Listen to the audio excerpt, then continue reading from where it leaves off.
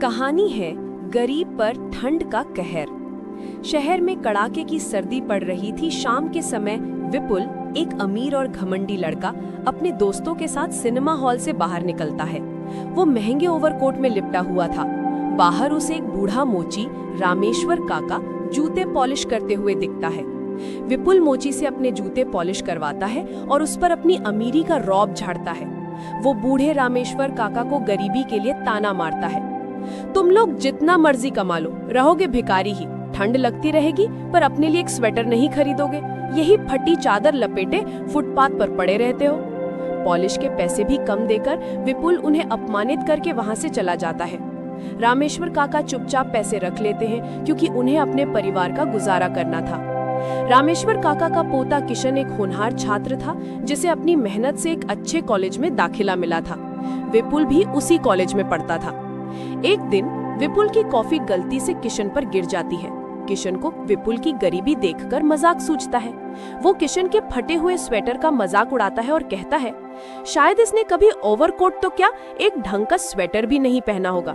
इसके स्वेटर में ये छेद देख, ये इसीलिए बने हैं। विपुल अपने महंगे 50,000 रुपए के ओवरकोट पर घमंड करता है, जबकि किशन चुपचाप उसका अपमान सह लेता है।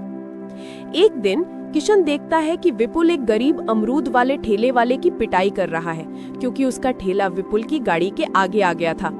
विपुल उसका सारा सामान जमीन पर फेंककर बर्बाद कर देता है और उसे भूखे मरने की धमकी देता है। किशन बीच में आता है और ठेले वाले की तरफ से माफी मांगता है। जब विपुल चला जाता है तो किशन देखता है कि ठेले वाला ठंड से कांप रहा है और उसके पास गर्म कपड़ा नहीं है। अपने अपमान को भूलकर किशन ने एक पल भी नहीं सोचा। वो अपना एकमात्र स्वेटर उतारकर उस गरीब ठेले वाले को पहना देता है। किशन जानता था कि वो आर्थिक मदद नहीं कर सकता, पर वो कम से कम उसकी ठंड तो दूर कर सकता था। जब किशन घर पहुंचता है तो उसके दादाजी रामेश्वर काका उसे बिना स्वेटर देखकर चिंतित हो जाते हैं। किशन बताता है कि उसने वो स्वेटर एक बहुत ज्यादा ठिठुर रहे ठेले वाले को दे दिया। तब रामेश्वर काका मुस्कुराते हैं और कहते हैं कि आज उन्हें काम पर एक सेठ ने एक नया स्वेटर और कंबल दिया है जो अब किशन के काम आ जाएगा।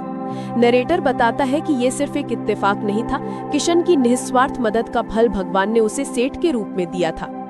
कुछ दिनों बाद विपुल रात भर पार्टी करने के कारण भीषण ठंड से बीमार पड़ जाता है। जब किशन को पता चलता है कि विपुल अकेला है और उसकी देखभाल करने वाला कोई नहीं है, तो वो तुरंत विपुल के घर जाता है।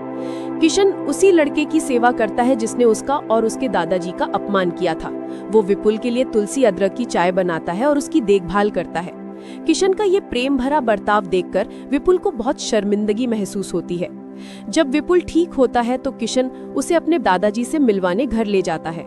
किशन के दादाजी रामेश्वर काका को देखते ही विपुल को वो शाम याद आ जाती है जब उसने सिनेमा हॉल के बाहर उनका अपमान किया था। पश्चाताप से विपुल की आंखें भर आती हैं। उसे एहसास होता है कि उसने जिस गरीब लड़के का अपमान किया, उसी ने आज उसकी जान बचाई और मानवता की सच्ची मिसाल पेश की।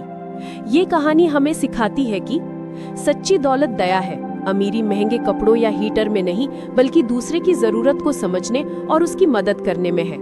कर्मों का फल, विपुल को अपने घमंड की सजा मिली, जबकि किशन को उसकी दया का फल मिला। मानवता सबसे बड़ा धर्म है। कड़ाके की ठंड में एक स्वेटर दान करना केवल एक कपड़ा देना नहीं है, बल्कि एक जीवन बचाना है और समाज को संवेदनशीलता का संदेश देना है। इस तरह की कहानी सुनने के लिए हमारे चैनल से जुड़े रहें और हमारे वीडियो को लाइक, शेयर एंड सब्सक्राइब करें।